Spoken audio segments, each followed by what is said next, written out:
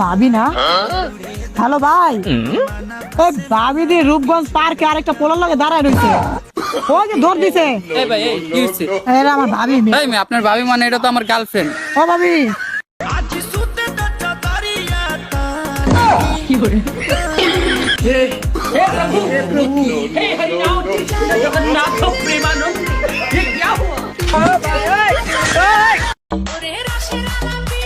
কি করে?